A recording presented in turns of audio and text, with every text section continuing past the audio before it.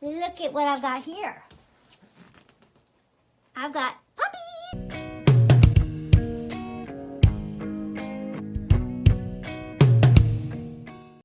These are my little babies. This is Blaze and Pascal.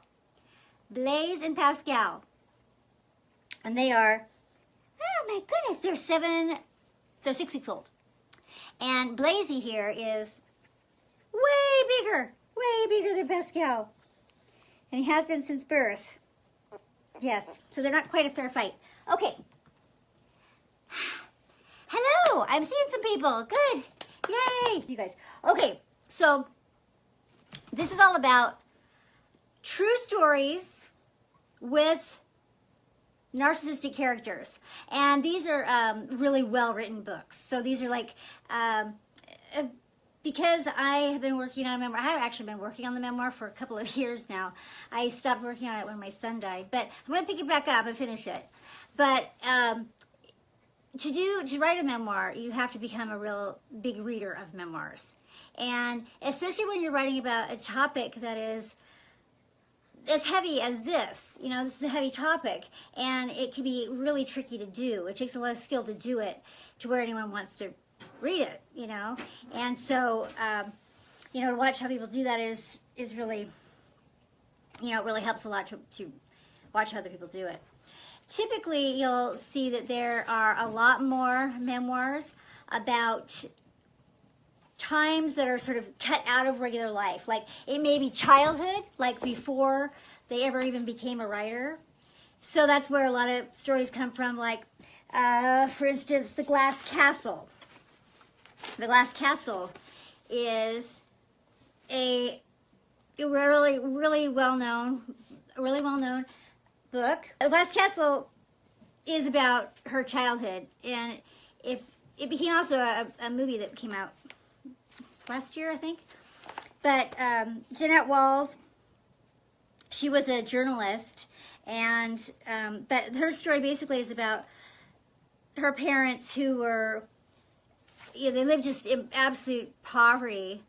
But the parents were really narcissistic. They were completely self-absorbed and really neglectful of their kids.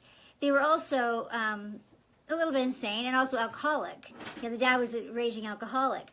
But the way that she does it is she has this way of adding humor. She has a way of seeing her father in a very, you know, she has rose-colored glasses all the way, and it's kind of her survival mechanism is how, you know, how she does that. But what makes like my story particularly tricky is because so much of it has to do with my adult life, and people are not as forgiving of adults. You know, if we're going to be forgiving of someone who has parents like this when they're a kid, and the whole story basically is all about childhood. It's basically all about childhood, and you notice a big chunk of memoirs are.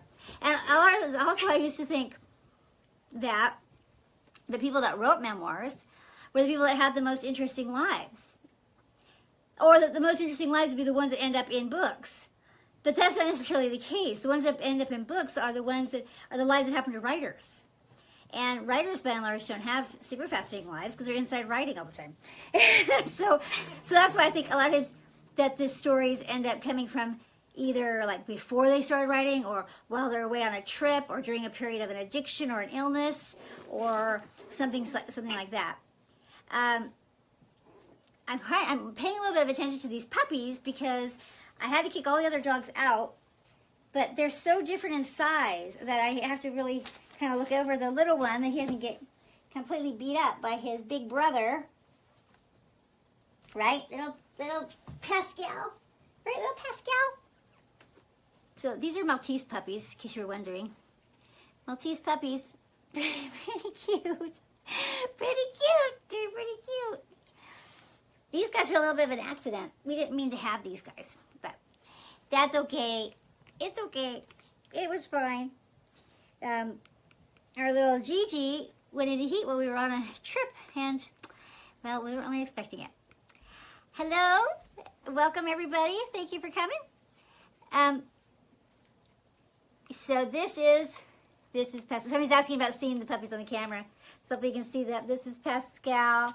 His brother Blaze over there is a lot bigger. So, but they are 6 weeks old. And really darling. She had two little boys. Super cute. Super cute. Super cute. See? Cute, cute kiss. Okay. Now this all kind of started. I have a couple other videos that I haven't uploaded yet about writing and about our stories. Maybe not necessarily writing, but even just telling our stories. Because I feel like our stories are hard to tell. I feel like there's a lot of there's a stigma about our stories, you know, and you know, around the mainstream, you just feel like everyone. It feels to me like people are judging you, like they think that you should be able to fix things with your parents, or that you're being, you know, they just don't get it. You know, they just don't get it. And then also another thing I find is that, and I wonder if any of you have this experience, where other people's happy stories or seeing other people. Okay, for instance, like this book here, Love Warrior. This book, Love Warrior, was a bestseller a couple of years ago, I think now. Bestseller a couple of years ago. And, you know, she's got Elizabeth Gilbert, Brene Brown, Marianne Williamson on the back, you know, did really, really well. But this book, this woman who wrote this book, listen to this. This is her very first sentence in the book. I was loved. I was loved. If love could prevent pain, I'd never have suffered. My leather baby book with Glennon branded on the front is one long poem written by my father and filled with pictures of my tender-faced mother holding my pink, flaky braceleted hand about my birth. And then this is a whole poem about her birth and about how celebrated she was. And I was loved, just like my daughter is loved. You know, and then still, one evening, she sat on the edge of the bed, and you know, she goes into soul story. She develops bulimia. She develops alcoholism, you know, and stuff like that. But what I found frustrating in this story, okay, first of all, so I read that, and that's just painful for me. I don't know if you guys have that experience. It's just painful for me. I think I don't know what that's like. I can't imagine what that's like. And it almost feels like, I don't know, like she's rubbing your face in it or something. Or you're just, you know, and then, so she's, you know, she has a, you know, really good sense of humor. She has no problem making lots of quips and stuff in this memoir, which she writes about heavy stuff. But what I find, this is what basically what the question is, like, you know, when you start to tell your story, her big pivotal moment, her big tragic moment, where the, you know, is the turning point in the story, is she's 25 years old and she's got a hangover. She was drinking the night before, you know, she's been drinking and partying a lot, and she has an unplanned pregnancy. And so she's on the bathroom floor with her, you know, sick with a hangover, with a planned positive pregnancy test in her hand. And I'm sorry, you guys, maybe this will make you, you'll judge me, but I'm thinking to myself, that is a million people's story. I'm sorry, but I mean, how many of us, you know, partied a little bit more when we were in our 20s? How many of us had, you know, risky, you know, unplanned, you know, unplanned pregnancies? Well, that too. But I mean, you know, weren't always so careful with it. You know, I mean, that just didn't seem like an earth-shattering thing to. I would never have thought that I had a book to write. You know, this was her big pivotal moment. And it goes on to, she goes on, like, she gets married and has this perfect life and these 3 kids. And then her husband has, she finds out basically her husband's been cheating on her, you know, throughout the marriage. But even how she handles that, even how she handles her husband's unfaithfulness, to me, did not set home with me at all, did not ring a bell at all, because she has this family. She's loved by her family. And when you're not loved by your family, it makes how you respond to things like that quite different. In other words, you put up with a lot more abuse when you're not loved by your family. When you're not loved by your family, you put up with a lot more abuse. And so, I just, and actually, and there were some things about it that also bothered me, and it really had a lot of people talking about this, but people just seem to love the book. But I think I really didn't like about it was that she did disclose a lot, but it seemed like she was disclosing his stuff. Like all her revelations were all pretty much about him. And I thought that was, I don't know, not really so fair, really. I thought it came off as not really so fair.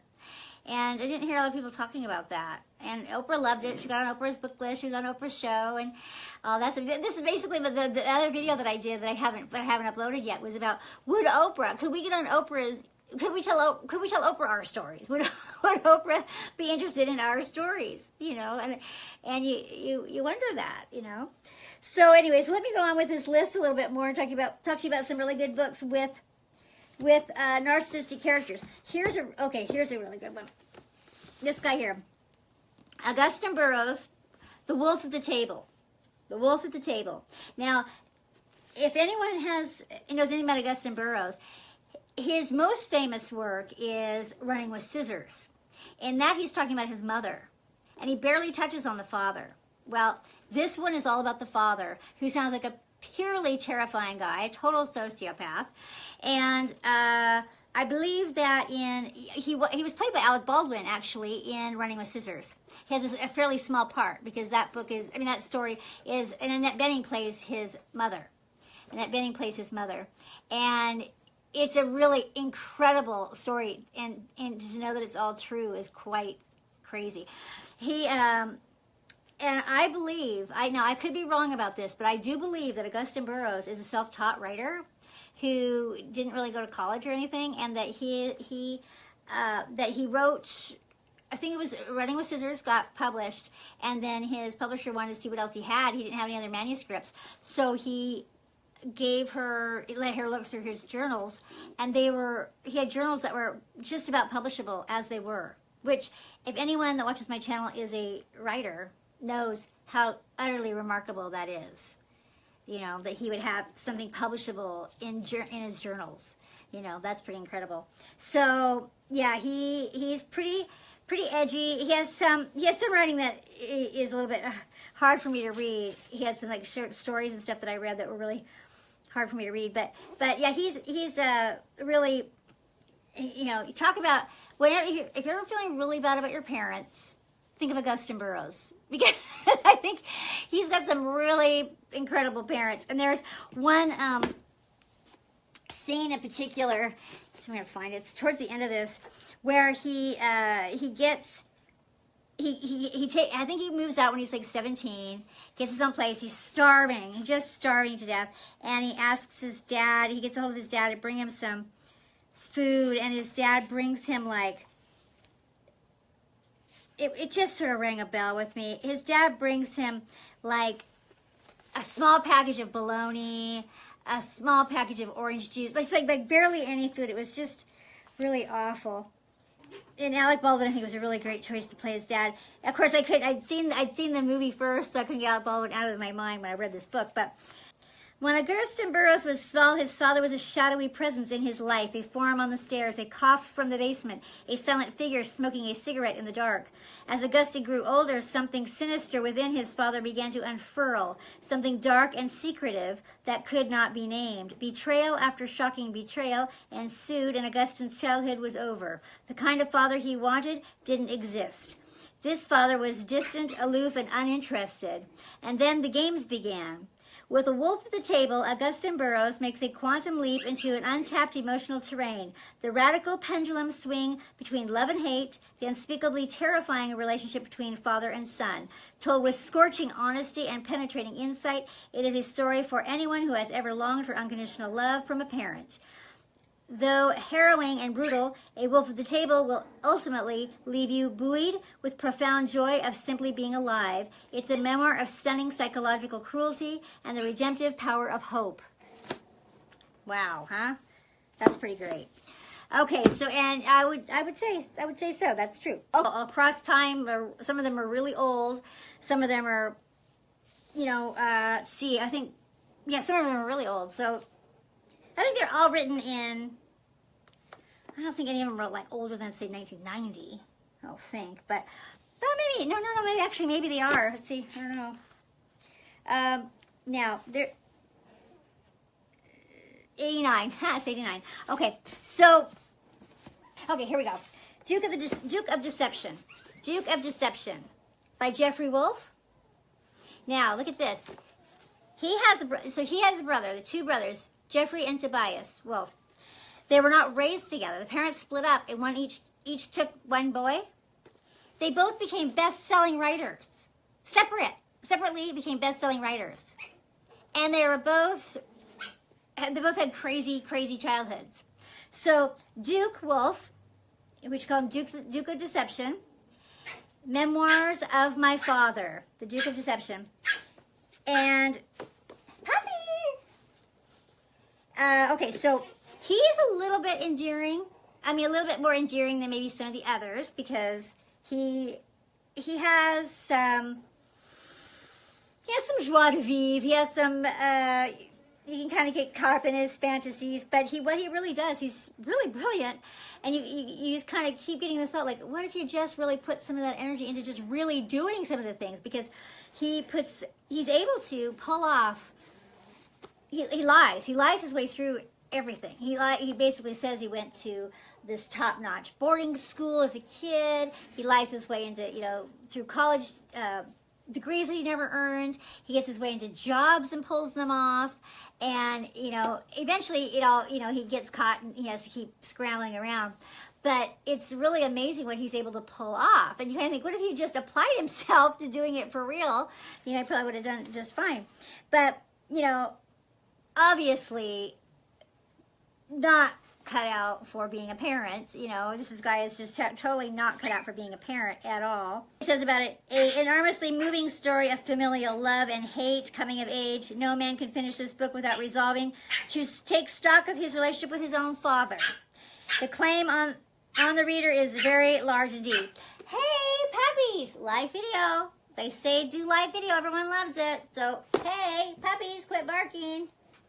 Then he goes on to... He ends up having this brother who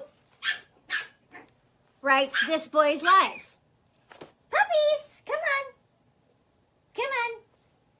This Boy's Life. This Boy's Life was, I don't know, Robert De Niro seems to get lots of roles in memoirs turned into movies because Robert De Niro played a really bad guy in this movie, when this was turned into a movie. He's quite a bit older than... Okay, so this was 79. Abundant with complexities, contradictions, family sympathy, first-rate autobiography, conscientious, intimate, lucid, and complicated, a good novel. Except it's true.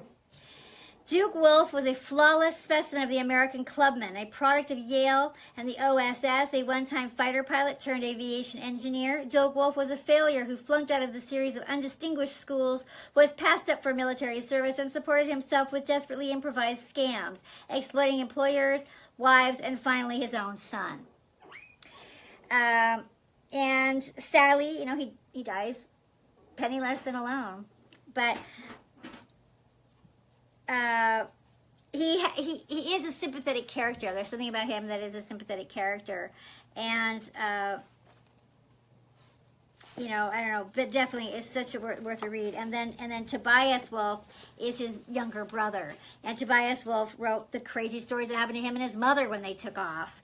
And this unforgettable memoir of a boyhood in the 50s, a true modern classic, introduces us to the young Toby Wolff. By turns tough and vulnerable, crafty and bumbling, separated by divorce from his father and brother, Toby and his mother are constantly on the move as he fights for identity and self-respect against the unrelenting hostility of a new stepfather. His experiences are at once poignant and comical, and Wolff masterfully recreates the frustrations, cruelties, and joys of adolescence. His various schemes, running away to Alaska, forging checks and stealing cars, lead eventually to an act of outrageous self-invention that releases him into a new world of possibilities. That they are awesome story. And to know that, these guys raised separately, are able to end up becoming story writers like this. Oh, and this is an interesting thing too. He was actually, this story actually took place in a town up right near where I live. I think it was called Concrete, which is awful. That just sounds awful, Concrete.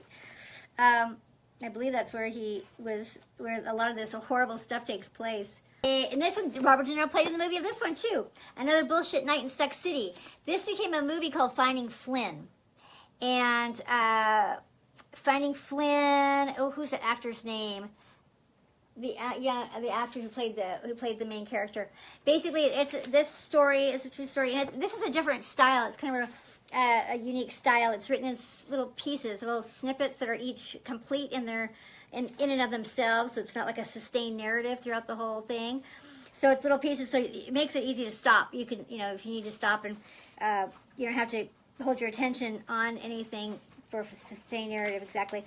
But it's a really unique way of writing, and he has used this style in several books now. I really like it. Like Ticking is the Bomb is another one of his books. But in talking about the narcissist, his father is a quintessential overt narcissist. Just absolutely, the overt narcissists in these books are really big, larger than life, and they are pathological liars, just absolute pathological liars, and this guy is one of them. But I think the beginning of this book, I think this is the one that starts this way. His whole thing is, there are three great writers, Mark Twain, and I don't know who else he says, Hemingway, and him. Like he's the third one.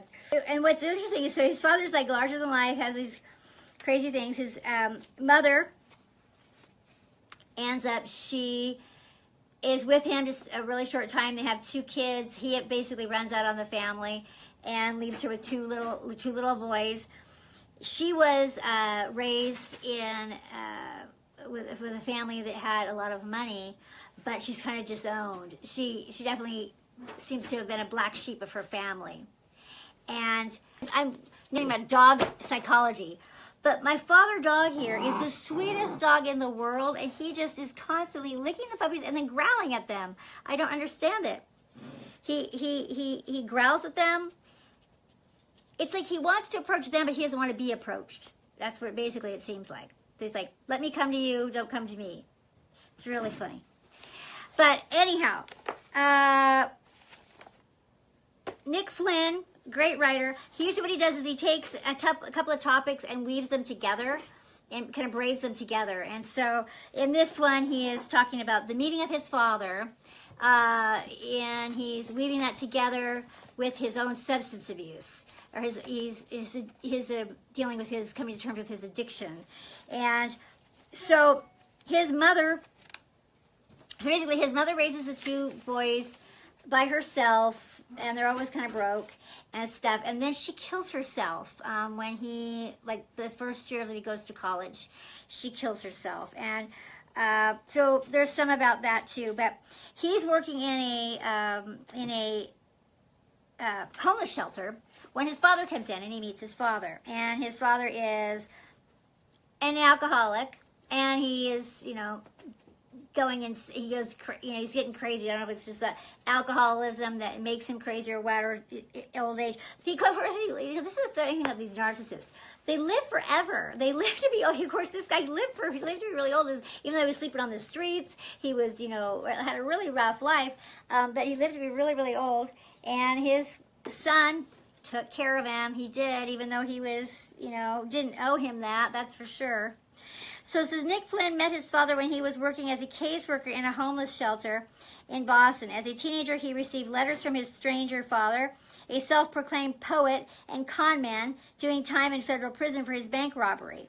Another bullshit night in Sex City tells the story of the trajectory that led Nick and his father onto the streets, into the shelter, and finally to each other. And, yeah, so... And I really like Nick Flynn. He's, I think, a great writer. But this book is a real different kind of style.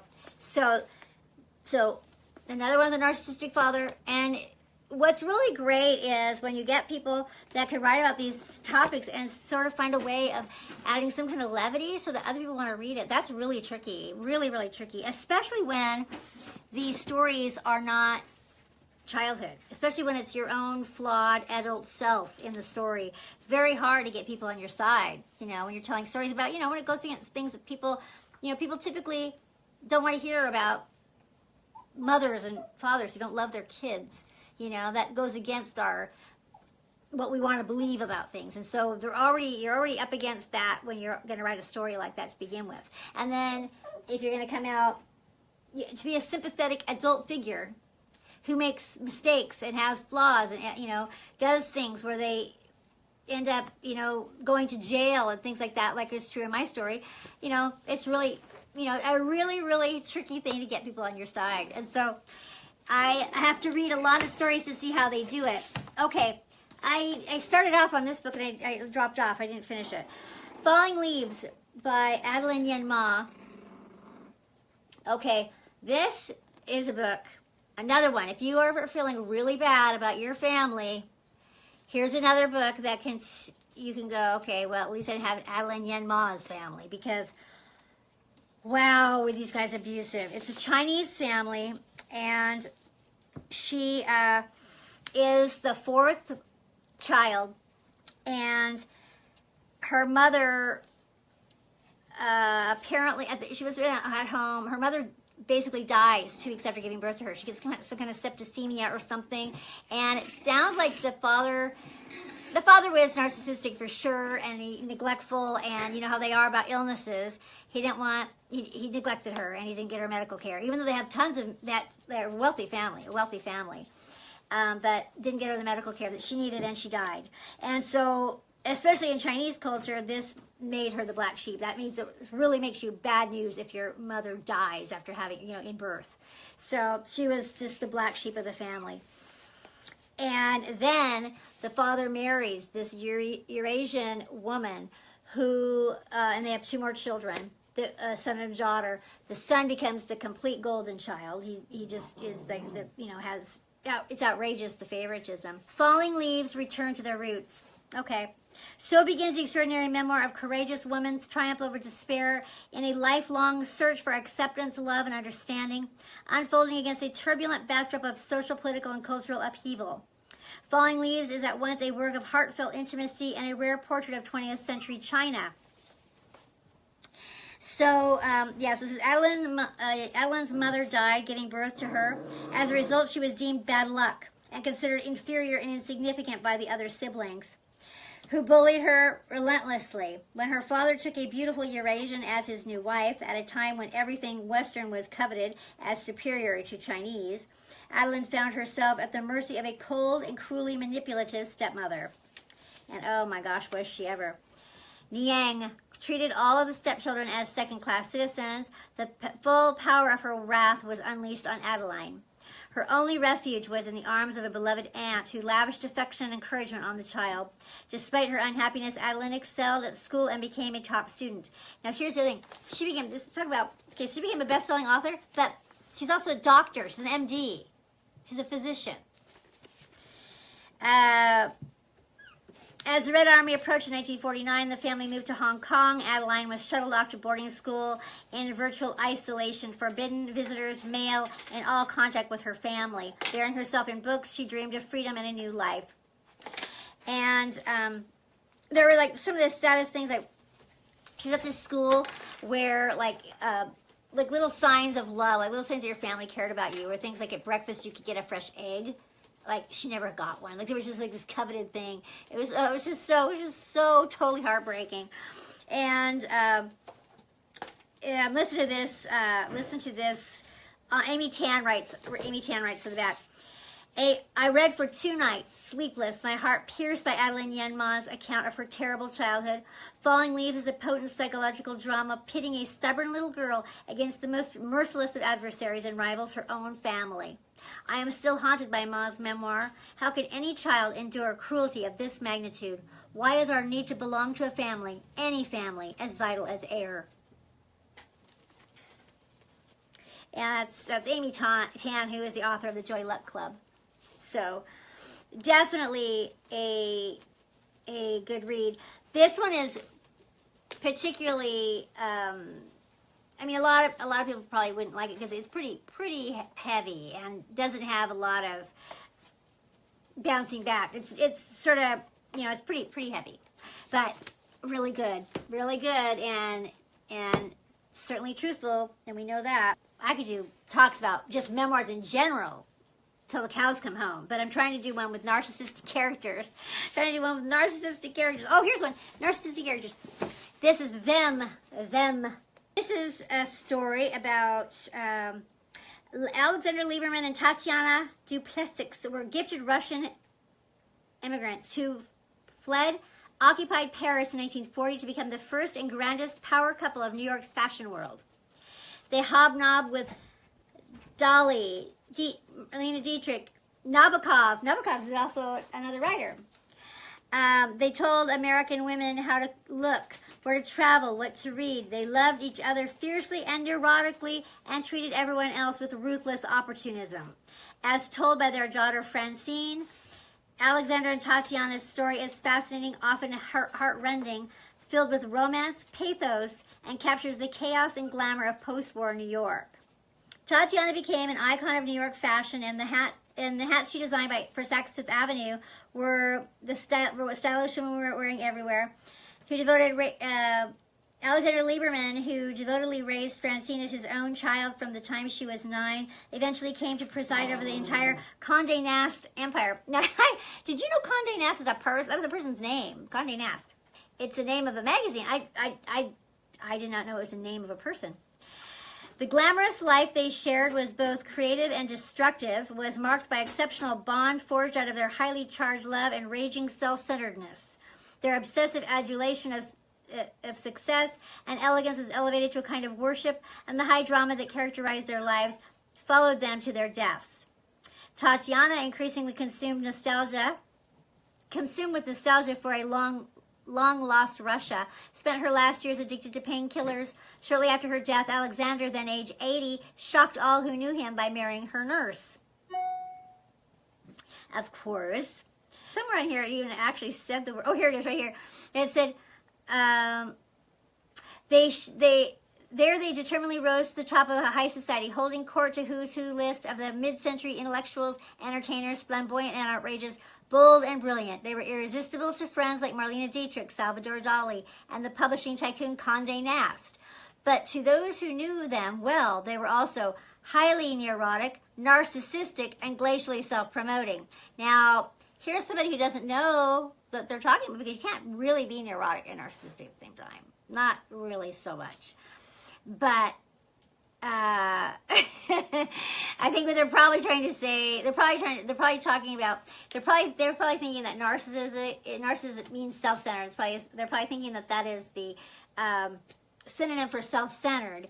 And so the crazy stuff they do in their narcissism, they're probably thinking of that as neurotic, meaning crazy, but it's just narcissistic, because as we know, neurotic is the opposite of narcissistic.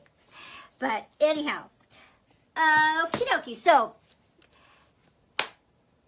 let's see. I had another one that was really good. So now, here's the thing. So like books like this, like Wild, for instance. Here's a writer who wrote about a time when she was on a trip, and, you know, but like her relationship with her mother was, she just loved her mother, and I was like, I wish I had a mother like that, you know. And Elizabeth Gilbert is another one. Here's another one. Elizabeth Gilbert with Eat, Pray, Love. Eat, Pray, Love. I thought, I just didn't relate to this story at all. And I know people loved it, people just loved it, but I thought, this isn't,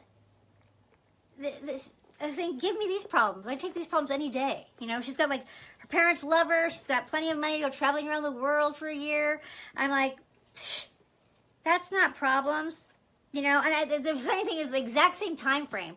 Exact same time frame is when this was all happening to me. When my husband left me penniless and all that, was the exact same time that this was happening.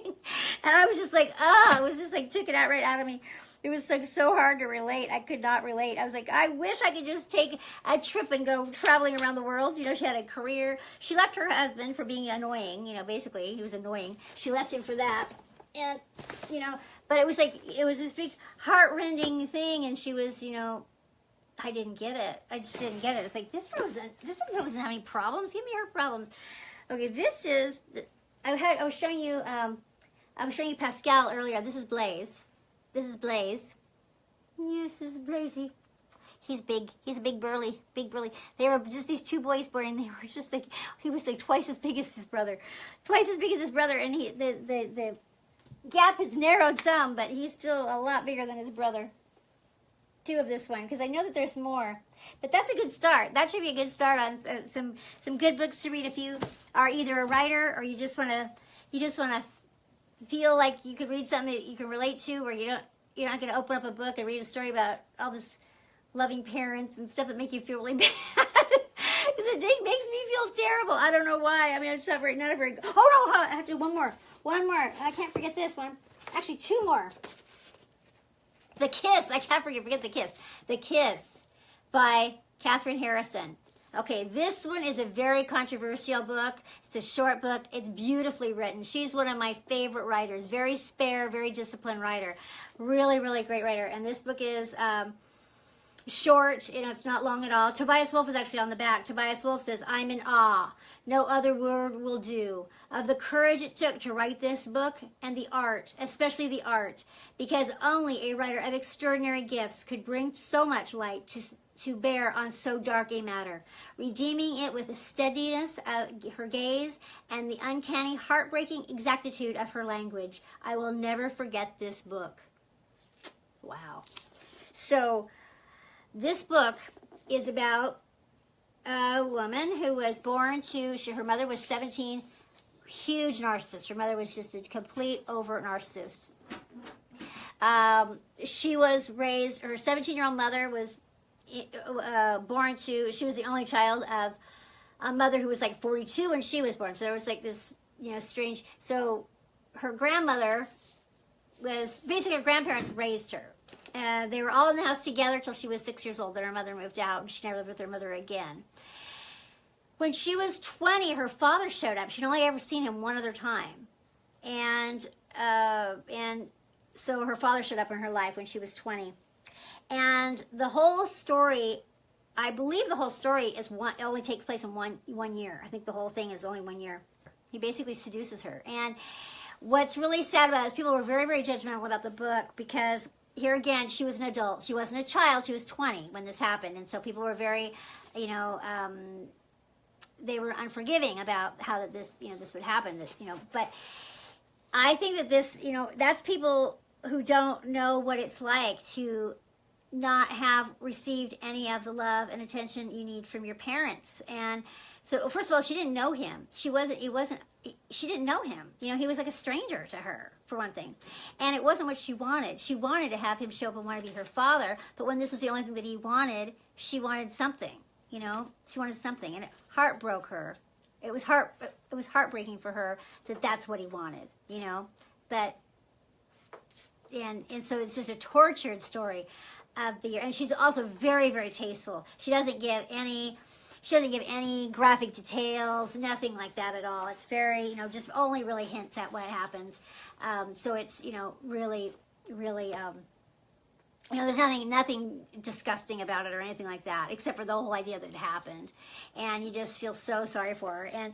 And the impression you get, you know, not to give it away, but the impression you get, really the treat of reading this book is the writing. It's just the gorgeous, gorgeous writing. And, she's just my favorite writer. But the sense that you get is that when she basically has to confront him, you know, basically has to say she doesn't really want this to go on, you get the sense that's the end of the relationship. He doesn't want anything else. But he is the worst. He is absolutely a narcissist. And he's a minister. So, of course, all of this is so, you know, she's got these two incredibly narcissistic parents. And I think the word narcissist, and she has a really tortured relationship with her mother, really tortured relationship with her mother. She writes another book called Mother Not about her mother, and I think there's a couple different books about her mother. And the way I discovered her was before I knew anything about narcissism. I just started reading her because I was attracted to this subject matter because I didn't really, here was a person writing about his troubled relationship with their mother, and I had a troubled relationship with my mother, and so I got really drawn to her in that way. So this all happened, like while she was at college, and I could just totally see how it could happen. I could totally understand how that could happen, and she was just so hungry and needed it so much because she also had this withholding mother, and her grandparents were like, her grandfather is probably the most sane person in her life. The grandfather was pretty loving, but he did the thing that typically happens with a lot of girls, is that once she got to be, puberty age, he really shut down. So he was great. She was like his little shadow when she was a little girl. But as soon as she became a woman, or even started hinting at becoming a woman, he was uncomfortable and shut down, and so she kind of lost him when that happened. And so, she was really, really hungry for a love and affection. And amazingly, this person, Katherine Harrison, went on to marry someone, have a wonderful marriage, and 3 happy, healthy kids, and seems to have a really great relationship. Her husband's also a writer. They met at the Iowa Writers thing. And so anyway, so I'm grateful for that. I'm really happy that she did, because she has the whole makeup and the whole history of someone who would have a really miserable relationship life, like I did, and so I'm happy that she didn't. I'm happy that she found a really great, loving guy and didn't keep getting victimized. So, good for her. So, this says, a father who seduces his beautiful daughter enacts a monstrous betrayal. Until Katherine Harrison, no one I've ever read has broken open the psychological soul of such a betrayal. The bravery in Harrison's raw, clear voice will stay with me a long time. I couldn't stop reading this. I'll never stop remembering it. That's Mary Karr of the Liars Club. That's another one. The Liars Club is another one that you could that's definitely got some narcissistic parents in it. The Liars Club for sure does. Basically I'm talking about parents that don't put the kids' needs first. They just have these crazy lives, and they do what they do, and the kids are just sort of along for the ride. And that's definitely the case in the Liars Club. So I would definitely say that's another one I could have put on my list. I'll add that to the next one, the next list that I do, when I do this again. It's so common. I didn't, you don't think that it's common because everyone acts like they don't know anything about it. And that's another thing that's another episode I have to do. I am irritated by the fact that between 2005, when I first started exploring this, and there was just nothing out there, and then when my son died in 2016, and I went back online, and I started, and this just exploded. There were so many people talking about this in that time period, and even since I started my channel, just even in that short little time, it's just an explosion of people starting channels and doing all this kind of stuff. And so I don't know why, it doesn't seem to me that there is an acceptable excuse for why the victims are the only ones that know anything about it. How come nobody else knows about it? How come no one who can help us before we're victims recognizes what's going on? That really has started to bother me. That has been the question going on in my mind for the last couple of weeks. Just really, because I was thinking about my son. I was thinking about what happened to him, and how there was basically 15 years of failures that led to that happening. And it started with psychologists. Nowhere in any of it did I have a child psychologist who stepped in and said, this guy, even when I had a diagnosis from somebody else, who simply said, this guy is a raging narcissist, and he's a sociopath, he should not have access to these kids. These stories, these tragic stories happen because there's no one stepping in and saying, narcissists make terrible parents. Narcissists should not be parents. Sociopaths, people who do not have empathy, people who cannot think of someone else's needs, that is just not somebody who should be parents.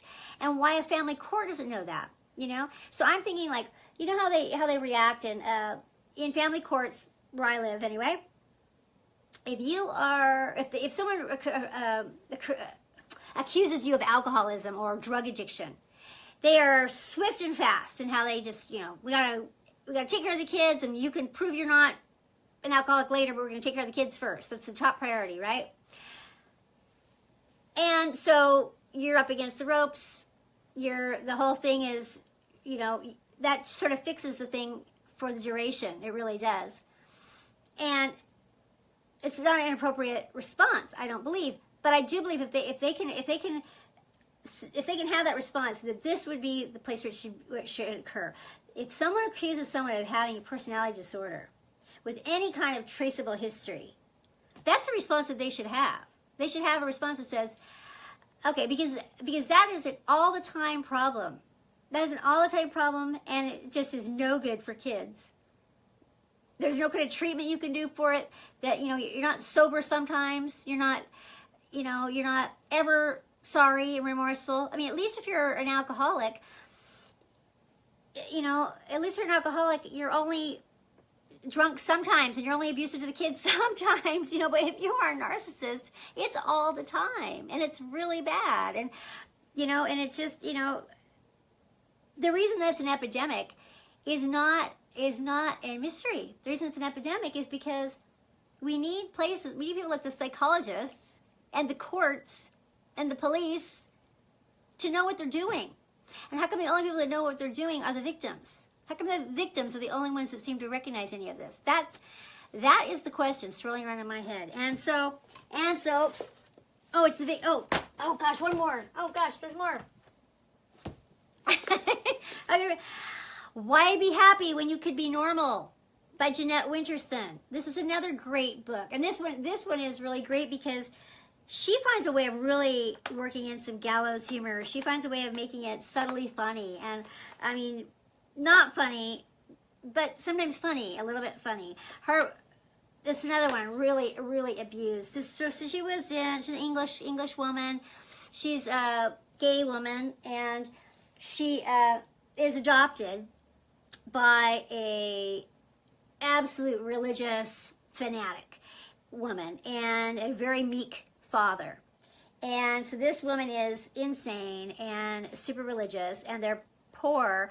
And so she does things like lock her outside in the cold. And New York Times Book Review Editor's Choice, an instant international bestseller, Why Be Happy When You Could Be Normal. And that's when her mother says it to her, when she tells her mother that she's gay, and she said, don't you want me to be happy? And her mother's like, why be happy when you could be normal? Is legendary author Jeanette Winterson's incendiary memoir about a life's work to find happiness. The true account behind her breakthrough debut novel, Orange is Not the Only Fruit, Why Be Happy, is a book about a religious zealot in the guise of an adoptive mother, an industrial town now changed beyond recognition, a girl locked out of her home, curled up on the doorstep all night, and the universe as a cosmic dustbin. It tells how a painful past, which Winterson thought she had written over, rose to haunt her later in life, sending her into madness and out again in search of her biological mother. Witty, acute, defiant, and celebratory, Why Be Happy When You Could Be Normal is a landmark work by one of the most esteemed and beloved writers of our time. So, there you have it. And I haven't read Orange is Not the Only Fruit. I should get that. But she wrote that when she was really young. She wrote that when she was like, I don't know, maybe 20 or something. But, you know, there was like a big gap between. But she wrote that when she was very young. And so, yeah. It says, raw, honesty, witty. Winterson reveals how she fought her way to adulthood, finding success in love, ultimately forgiveness. Unusually visceral, breathtaking, witty, biblical, chatty, and vigorous all at once. One of the most entertaining and moving memoirs in recent memory, a marvelous gift of consolation and wisdom. And, you know, I think that's what it is about memoirs, is there's something just so satisfying in knowing that this is a true story, you know, and seeing how someone else navigated it. You know, someone else navigated a painful past and came out the other side.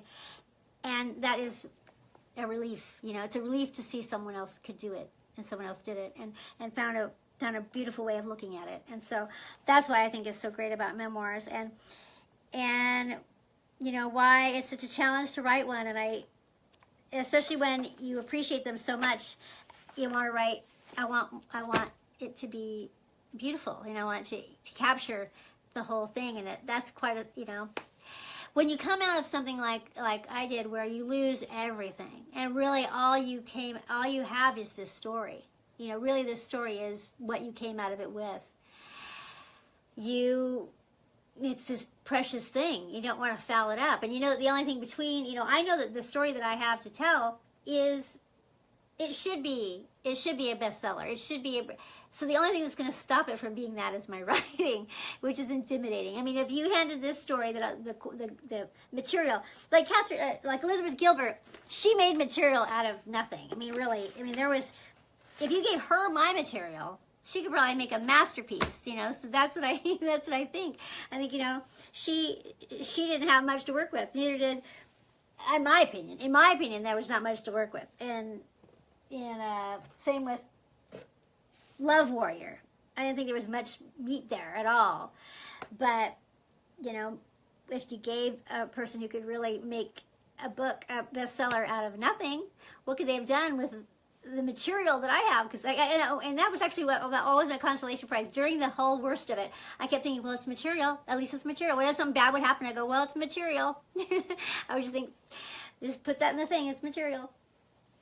So that was a way that I got through things. The things I was always thinking about this book I was going to one day write. So I have to write it. I'll be very disappointed in myself if I don't. So I got to get going on it. Alrighty, you guys. So that is it. If you have any suggestions for me to do a part 2 of this, please let me know in the comments or however that works on this stuff. Thank you for whoever is here. I'm happy to see that I have some people here today, and I'm still figuring out a system that I can work out. It works well for me to bring questions do it sort of like bring questions from the time before and do questions, but I'll get better at doing it live. I'll get a little more smooth and slick, but I come with a prepared thing to do, because it's just, I'm not sure that I can work it up that fast in my head. So anyways, but if you have read any great memoirs that have a narcissistic character in them, please let me know, and I will include it in a part 2 that I do, okay? All right. Thanks so much for being here, and let me know if the time was working for you. I was thinking about changing it to Sunday afternoons at like 3 or 1 or something. Let me know what you think about that, and also let me know if this time is good, or if it would be if you want to go even later, because some people said even later would be better. So that'd be fine with me, but I don't know. I don't know how you guys are. Okay, thanks so much for being here, you guys. I will talk with you again really soon.